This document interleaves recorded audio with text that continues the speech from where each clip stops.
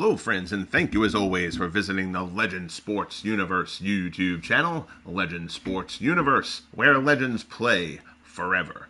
This is the Franchise Stars Baseball League Year 2 preview of the League Championship Series. Our Final Four are set for Year 2 of the FSBL.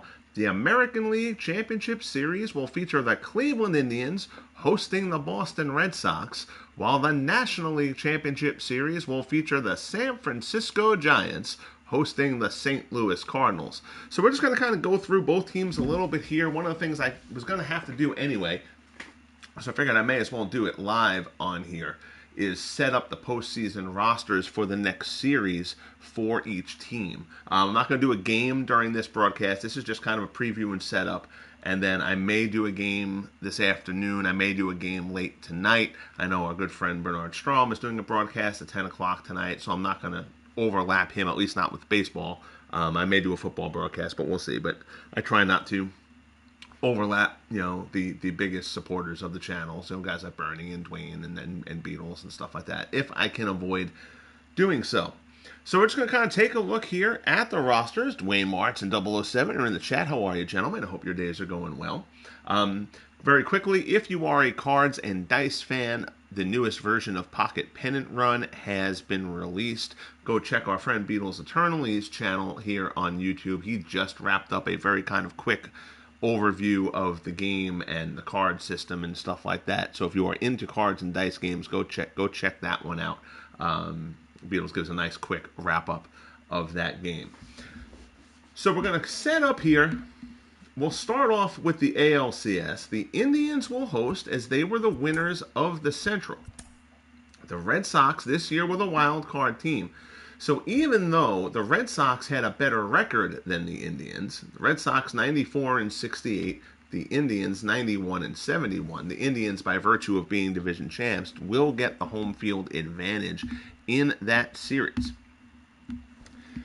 We're going to take a look here at our calendar. So we've got a few days layoff for the Indians. So the Indians really kind of get to set things primed up.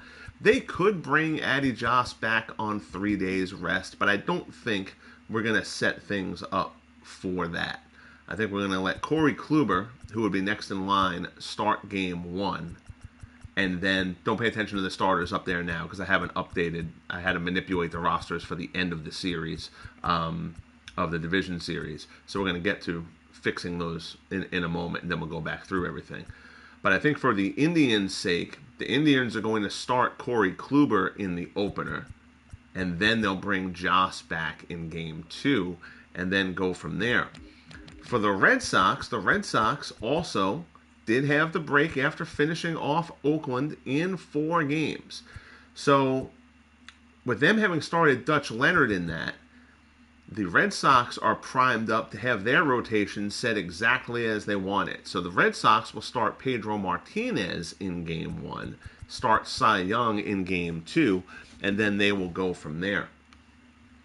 So we're going to go now, and we're going to try to set the rosters for the next series. Let me see if it's going to let me alter the playoff rosters at this point. Or if it's going to say that that's still in the middle of the series. I got to see if I have to fast forward. So one of the guys we haven't used is Oil Can Boyd. Boyd's going to get dropped off by the Red Sox. I also think I have too many pitchers. A lot of pitchers who wouldn't get used are on the postseason rosters. So we're going to drop a couple of those guys off.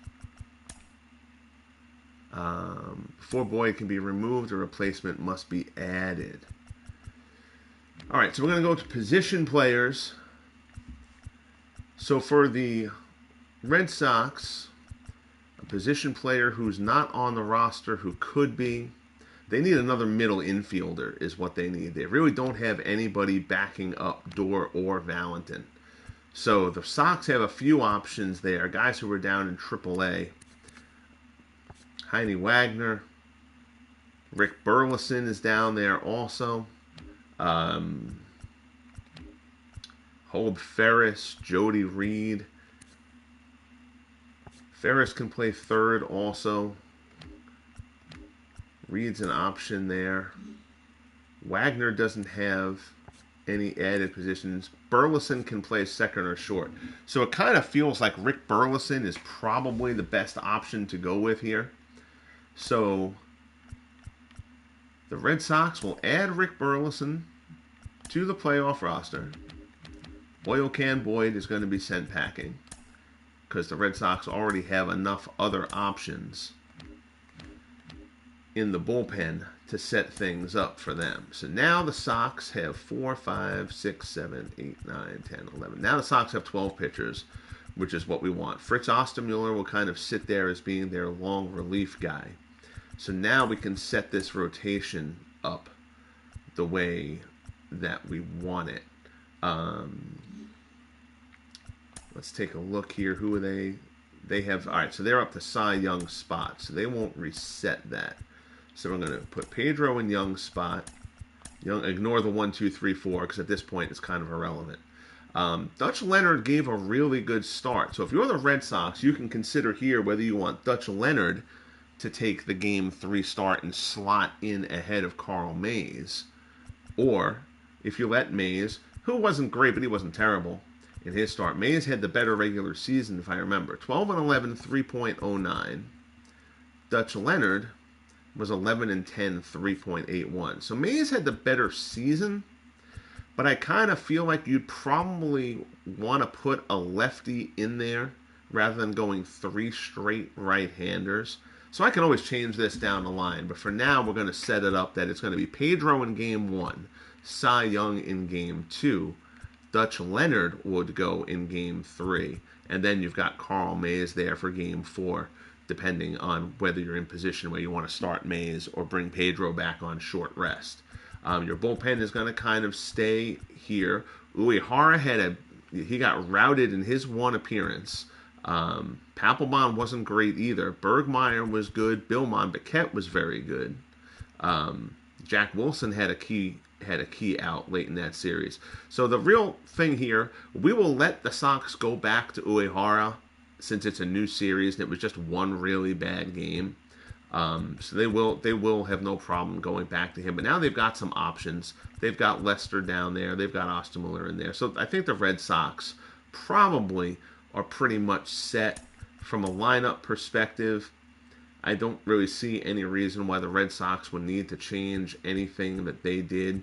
Joe Harris didn't have a great series. But other than that, I mean, the Red Sox all hit. Harris came up with a couple of big hits. He drove in 3 runs. Youkilis didn't have a good enough series to say that Youkilis would replace Harris. So I think we're going to keep that situation as it is. So I think the Red Sox are probably more or less done.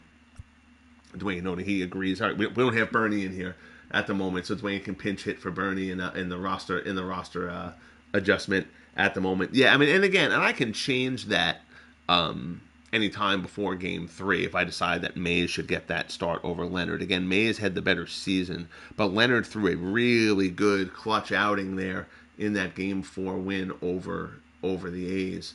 So I think Leonard has kind of earned a little bit of more of an opportunity to get a chance there. We'll move on here to the Indians now that I think the Sox are set. From the Indians roster perspective, their rotation, again, they've got 4 guys there. I got to switch some of this around. Kluber, Ewell, and Joss. Lloyd Brown would go back over here for early Win. Win got leaped in the series as Addy Joss came back to pitch on the short rest. But one of these guys is going to go because, again, that's now 8, 9, 10, 11, 12, 13. They don't need 13 pitchers. Each team had a few guys who I didn't use in the postseason, so there's no reason to carry that many guys. Lloyd Brown, if I'm going to keep Veen Gregg around and Sam McDowell's in the bullpen, Lloyd Brown probably doesn't need to be on this postseason roster. So Lloyd Brown is the guy who we're going to drop. And if we look at the Indians bench, they can probably use, let me see, you got Morgan and Jimenez and O'Neill You've got Bay there, but you've also got your DH as an outfielder also. So they've got 5 outfielders. Jimenez, Jimenez can play second and short. So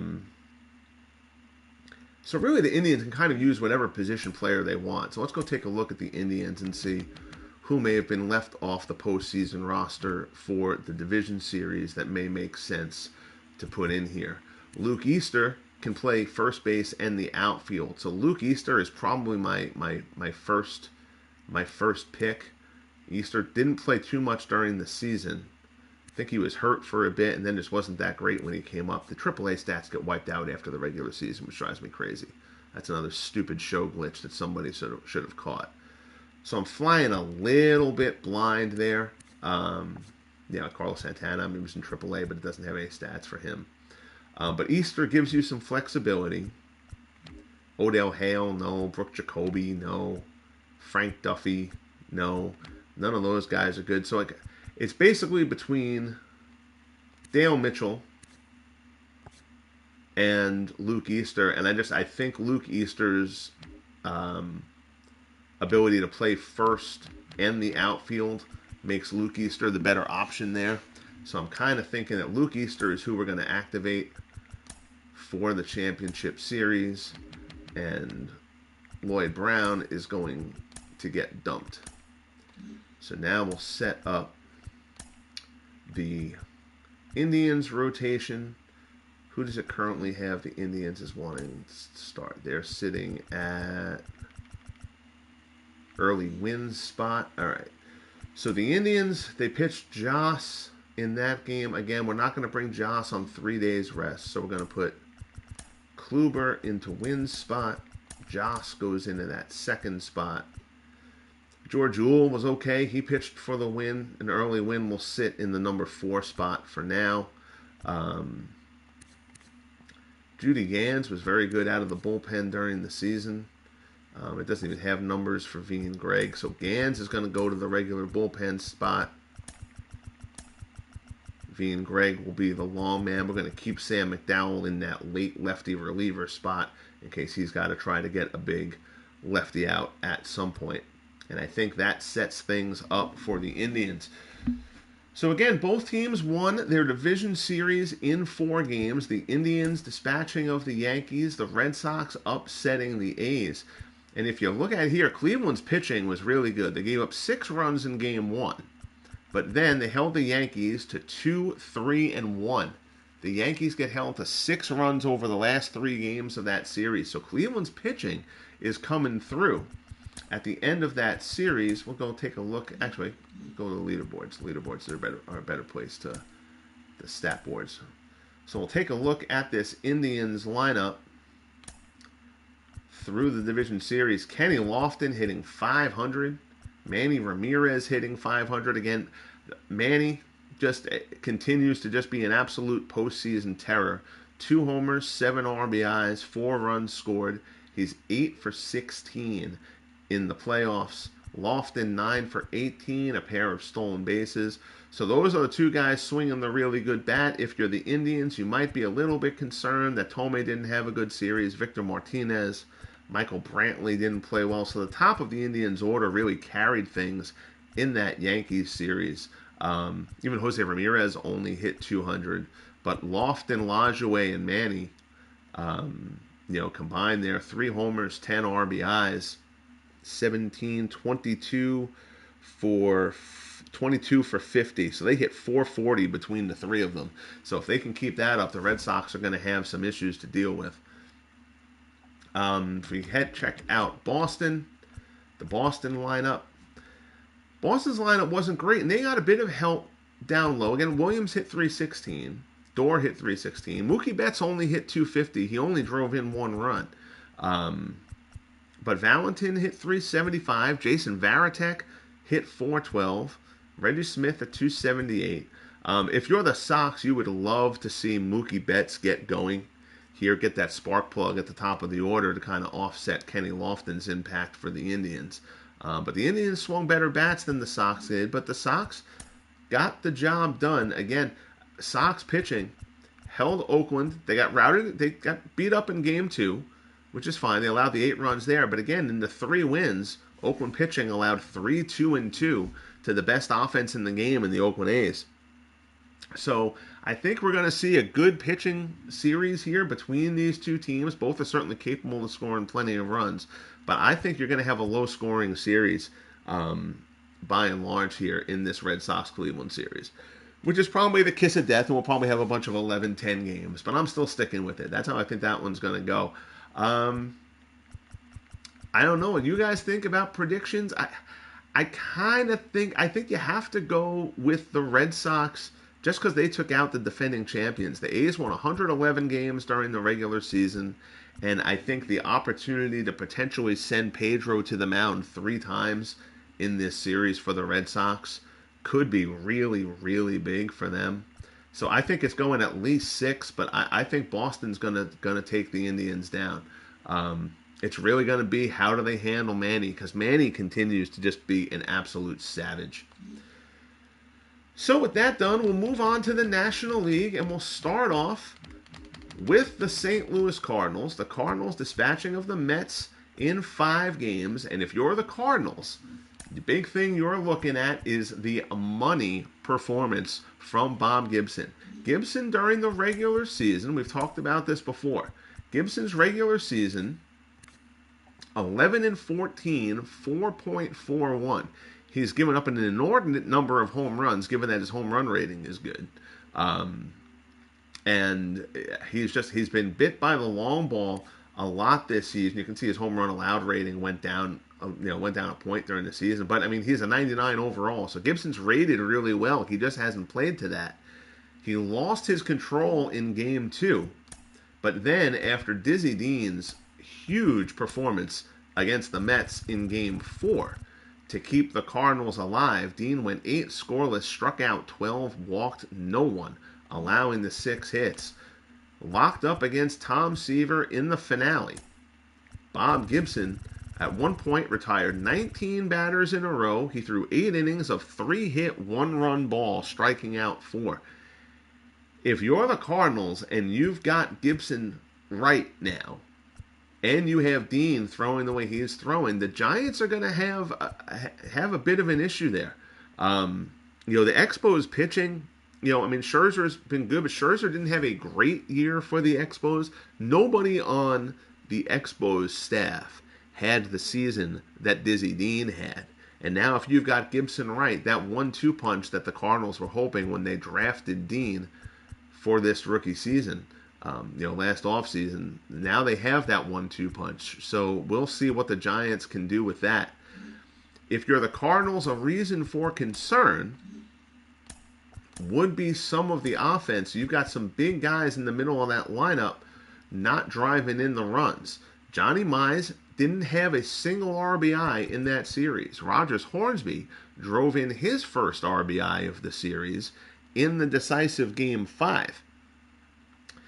If you had told anyone that the Cardinals were going to win that series against the Mets with no RBIs from Mize and 1 RBI from Hornsby, they would have told you they were crazy. Now, Mize and Hornsby both hit .313, so maybe the RBIs will come. It's not like they were hitting .050 and driving in nobody. J.D. Drew had a terrible series, but Drew homered in that Game 5. So if you're the Cardinals, you're just kind of hoping that the heart of that order can perhaps start generating a bit more run production. The Cardinals, in that series, they scored 1, 4, 6, 4, and 2. So they scored 4 runs or fewer in 4 of the 5 games. And the Giants bring some good pitching of their own. So, but I think your key for the Cardinals here is if Gibson is really right in the ship, Gibson and Dean are going to need to carry the Cardinals if they are going to pull this off. The Cardinals roster, let's take a look at that. They've got 6, 7, 8, 9, 10, 11, 12. The Cardinals only have 12 pitchers on the roster, so the Cardinals probably don't need to swap anybody out as far as adding a position player. And if you're looking in terms of the lineups, Jim Bottomley didn't get in, but you need a backup first baseman. You've got your backup catcher. Tommy Edman is your utility guy. Brian Jordan. Ray Blades hasn't seen any action. Blades hit .244 during the season.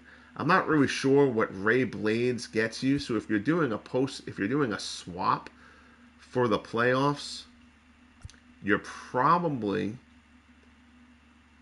seeing if there's another outfielder for you who might be a better option than Blades. Let's check what the Cardinals' options are here. You could bring Vince Coleman on to have his speed on the bench. That's certainly an option. Terry Moore, probably not. George Hendrick. Hendrick's not a bad option there either, but I just don't think that Hendrick is necessarily going to play over. I think the weapon that Vince Coleman gives you probably makes a little bit more sense than to bring George Hendrick on for the postseason. Al, Red Sox fan, checks in. How are you, Al? Good to see you, buddy. I hope all is well with you and the day at work is going well. Now that you're playing Brian Jordan a bit as part of that rotation out there, you really don't need another everyday guy to go out there for your outfield. So I think Vince Coleman is the move here for the Cardinals, and they'll drop Ray Blades just because the weapon that Coleman provides is certainly a valuable one for that rotation. Nobody here was really terrible. I mean, Jesse Haynes got hit hard. His one time out. Ernie Broglio got hit hard. His one time out. The back end of the Cardinals bullpen was perfect. McDaniel, Al Hrabosky was exceptional in the series against the Mets. Chuck Taylor was good as well. So as Dave Fouts got, you know what? I think Dave Fouts is actually the guy we're going to drop. Fouts is going to take a seat. And we'll see who. I think Ted Breitenstein could be activated. Breitenstein got knocked around in. Breitenstein had appeared once too, and then got dropped.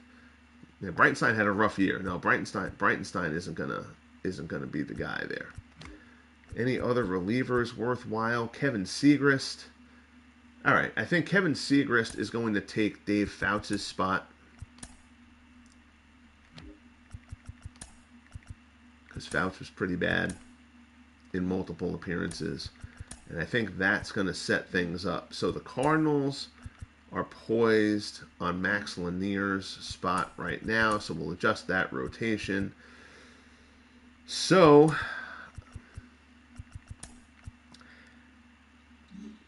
the Cardinals, obviously you can't go to Gibson there because he would only have 1 day of rest. Even Dean would only have 3.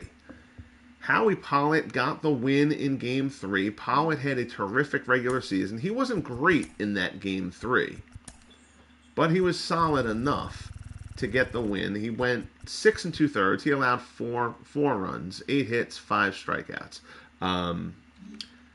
So your option is to bring Dean back on 3 days rest, or let Pollitt start Game 1, and then you have Dean for Game 2 on full rest, and then you have Gibson for Game 3. I'm kind of inclined. Dean, I know Dean threw a lot of pitches, but I think we're going to go. I've kind of been wavering on this back and forth. But the Giants lineup, so Mays is heavy, he's righty, but Ott's a lefty, McCovey's a lefty. I kind of think, Pollitt's a lefty too. So I'm thinking for now, I think Pollitt will take that Game 1 start, and then go Dean, and then go Gibson, and then you've got Max Lanier if you want him, and try to get yourself to that spot, because then you've got Dean, where if Dean pitches Game 2, you could bring Dean back on 3 days rest if you needed to in Game 5, and then you'd at least have him available for you out of the bullpen in a prospective Game 7. Otherwise, you're asking Dean to go 3 days rest, 3 days rest again. You're asking Dizzy Dean to go 3 days rest 3 times in the series, and I know that in real life, yes, Dizzy Dean would have been able to go on 3 days rest 3 times, but that's not really the way the game engine works. So I don't want Dean to be compromised. If there's a way to avoid it, and Pollock pitched well enough that we're going to let Pollock take the game 1 start, go Dean in 2, go Gibson in game 3, which then sets up Gibson to start game 7 with Dean throwing behind him if it gets to that point. So lastly, we'll go to the Giants. Again, the Giants get the top seed. They've got home field advantage. The Giants won 98 games this year, 3 more than the Cardinals, so they do have the home field advantage. The Giants, I really don't think will need to make any changes. 6, 7, 8, 9, 10, 11, 12. Again, they've got 12 pitchers on the staff at the moment, which is the number that we want. A couple of the teams are carrying 13. I think 13 is too many. You want an extra position player there. Dave Kozlow got knocked around a little bit. Red Ames, but that was only 1 outing. I'm not going to yank a guy from a postseason staff for 1 bad outing. 2 would be different. That rotation, I don't think it needs to change.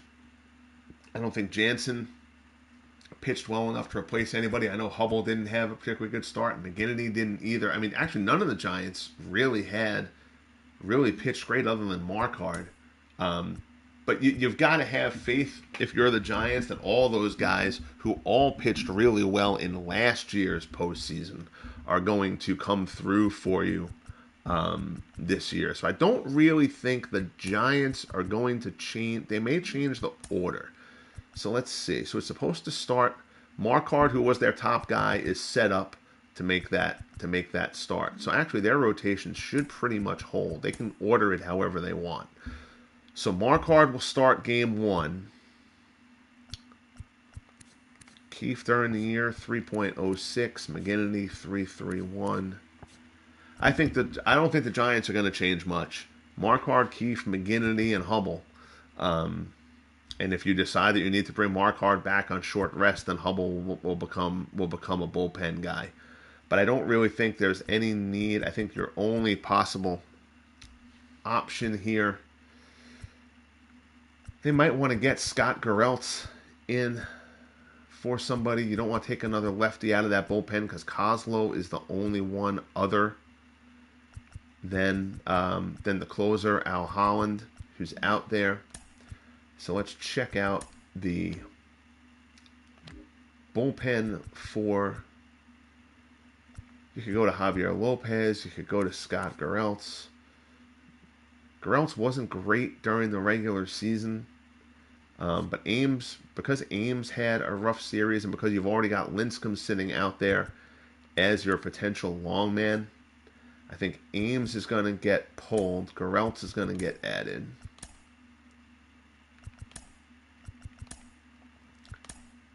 We'll make that swap. Javier Lopez, 4.96 on the year. You could put him in again instead of Kozlow, but I don't really think that's... I think Kozlow is a better fit. So we're going to leave Kozlow in there. We'll put Gereltz out in the bullpen. Larry Jansen will stay out there as the plan. Lincecum will be the long guy if anything goes awry. And that's how the Giants will approach it. Lineup-wise, I don't really think the Giants really need to replace anybody. They've got 5 outfielders there. Murtis already gives you some speed and is a decent enough defender.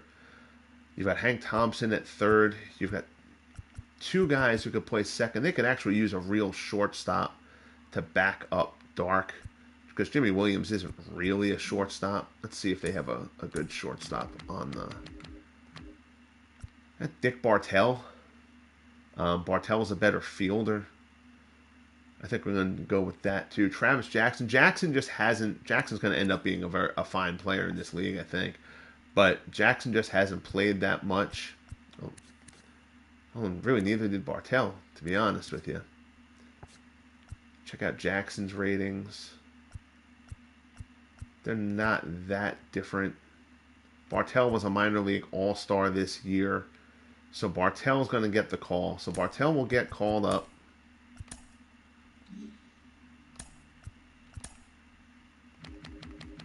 And then the Giants will drop Jimmy Williams because you don't really need him.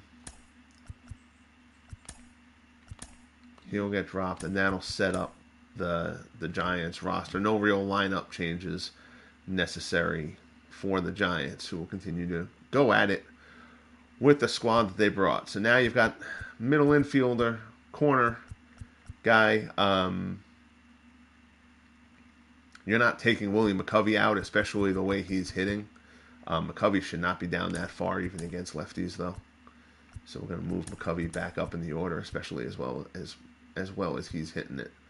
467. I mean, everybody down at that bottom of that lineup, this Giants lineup is all hit. Look at those averages: 294, 333, 333, 286, 412, 467, 353, and 400. So the bottom half of the Giants order has been terrific. There's just no reason for them to really change a heck of a lot of anything. So that will set it up. We are ready for the League Championship Series. I'm not sure when I will do Game 1. Let me see. Who gets started first? The National League Series starts first. All right, so the next broadcast on the channel will be Cardinals-Giants, because that's a Friday one. Yep, AL starts on Saturday. All right. So Mark Hard and Howie Pollitt will be the Game 1 matchup for the Cardinals and the Giants.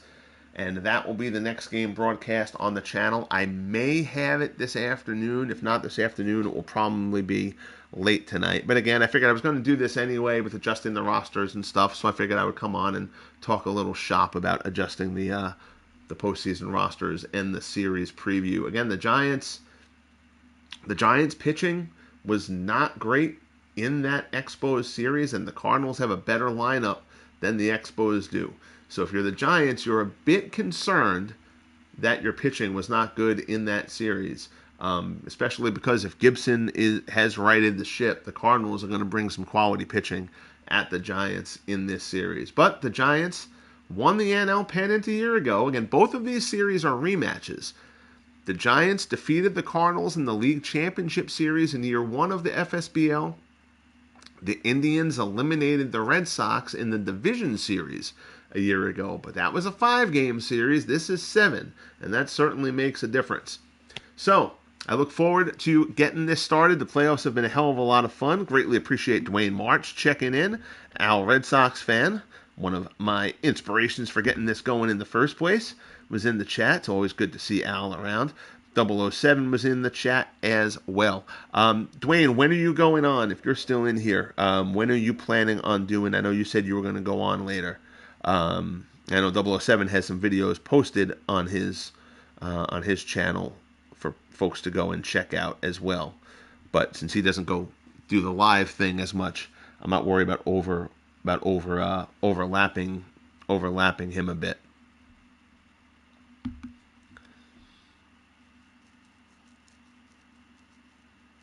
I appreciate that, Dwayne. Yeah, I'm looking forward to it too. All right, so I'm going to jump off here. If I go on this afternoon, I will obviously post in the Discord and on the Facebook. And if it's tonight, I will see you guys all there. Check out Bernard Strom. He's got a stream coming at 10 o'clock tonight for his Red Sox. It's 1914, if I remember correctly. Check that out. And then if I do a stream tonight, I'll come on after Bernie. No, Dwayne, I need to take a break for a little bit. I got to take care of a couple of things. If I do a game, it would probably be more like sometime between like 2 and 2:30 if I get one done today. So if you are up for going live now, please do, and I will listen to you while I take care of some stuff around the house. All right, guys, be good to each other. Enjoy the rest of your day. Thanks for popping by, and we'll talk soon when the League Championship Series kick off.